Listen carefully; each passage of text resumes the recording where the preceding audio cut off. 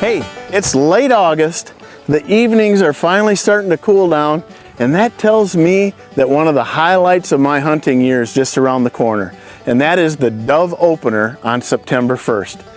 For today's habitat tip, we're going to talk about a couple of considerations to think about that might well increase the success of your next dove hunting trip. You know, there's a lot of reasons why I love dove hunting. I like it because it's the first of the year. I get to go out and get lots of shooting in to sharpen my wing shooting skills for later in the year.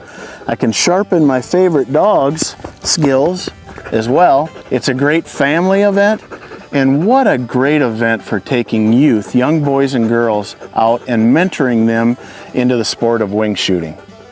I get to relax in a chair or on my favorite bucket, and if it's a hot day and I have the right spot, I got the pool for the dog to cool down in right behind me. You know, here's a couple of keys that I look for in selecting my best, most productive hunting spots.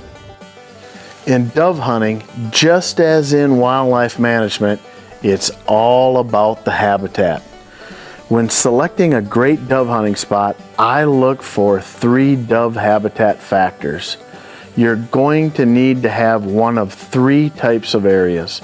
Either an area where doves are feeding, roosting, or going to for water.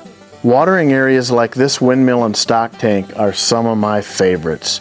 After doves feed, they go to water, and the key here is that they need to have access to water with bare soil around it. An area with water and really short grass probably won't work. Look for bare soil like at this windmill, and you'll have great shooting. Feeding areas can be something like a weedy pasture or harvested wheat or sunflower fields.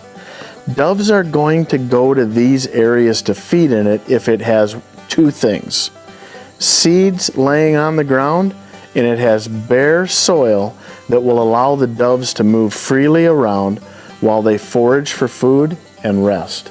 My third option is to find areas where doves are going to rest or to roost.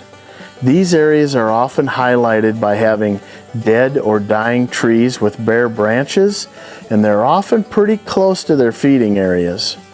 You can find these kinds of odd areas around old abandoned houses, pastures, and older woodlots. Your best dove hunting spot might be one of those rare sites where you can combine all 3 dove habitat factors. Keep these dove habitat needs in mind the next time you're searching for a dove hunting spot.